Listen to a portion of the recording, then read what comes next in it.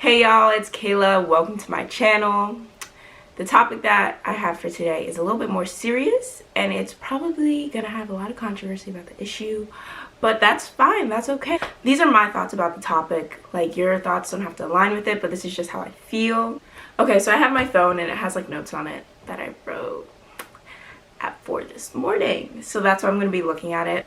So I grew up in a predominantly white area. I now go to a PWI, which is a predominantly white institution, and in high school I was normally the only like black person in my classes, and that's still the case now.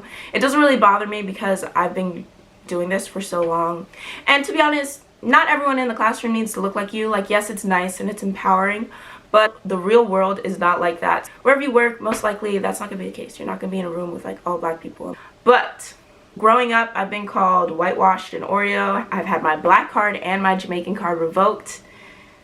Like, these are things that just happen. And the most shocking thing of all is most of these terms come from people of color, the black community, and it may be in a joking manner, but it still hurts. And then I feel like white people more do it behind like closed doors, or not up front, like microaggressions, stuff like that, and both of them suck. But I'm just gonna be talking about the ones that are like to your face, because I feel like since it's coming from people of color, it's even worse, because they are supposed to be the ones that support you and know what you go through on a daily basis growing up black, so they shouldn't be putting you down also, but it's just something that happens. And I've experienced these incidents in high school, but it's even more so in college, which I thought was strange, because I was like, okay, people are mature, so it's not that big of a deal, but it's not the case. It's not.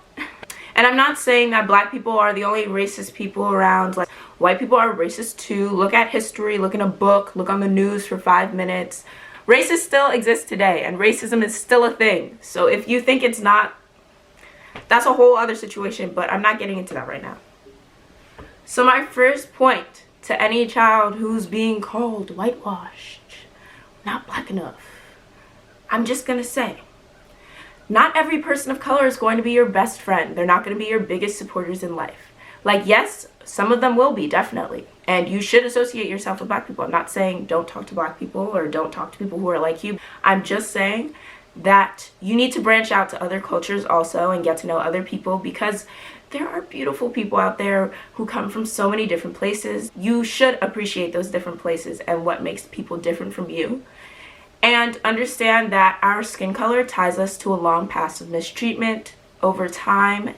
And yes, that is something that is a huge part of us as people, because we are black. It is something that still impacts us today. But I'm saying that although you're tied to that past, that does not mean that you have to overextend yourself or owe anything to someone because they are black. Another point that I want to bring up is more towards the people who are saying these statements. I just want to say, as a person of color, you may not have told a person, oh, you're not black enough, like, you can't sit with us. You may not have said that up front, but making these statements kind of gives the insinuation that that's what you're trying to say when you say, oh, let me take your black card because you didn't watch The Color Purple or something like that. Like, that's not okay, because everyone's black experience is something different. We don't all come from the same household. We don't all experience the same things growing up. My blackness is not necessarily the same as what you would call your blackness. We don't have the same definition of what makes us black. By saying I'm an Oreo or anything like that, you're basically saying that I'm trying to act as something I'm not. And that's not the case. I'm me. I act the way I want to act.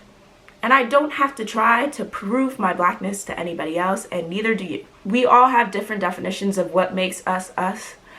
And the only person that we have to make sure knows that is ourselves, so that we're confident in who we are, and so that these terms really don't affect us. I just want to say that these phrases, statements, conversations, they can be damaging to a person's self-esteem, and you should be careful, like, who you're saying it to and in what context you're saying it. And I know it may be a joke, but some jokes are hurtful, and you just need to be aware of the fact that some of these words do negatively impact a person's mindset.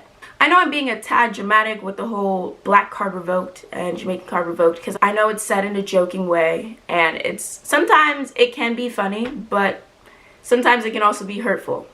We just have to keep that in mind when we make those jokes. because not everyone's going to react to them the same way that you do. And you may not agree with like what I'm saying about how these are like actually impactful to a person's self-being, but if you're not the person on the other side, you really don't know how it is. Most likely, if you don't understand where I'm coming from, you're on the other side of it. You're the one telling people that they are not valid in who they are because they don't know certain things.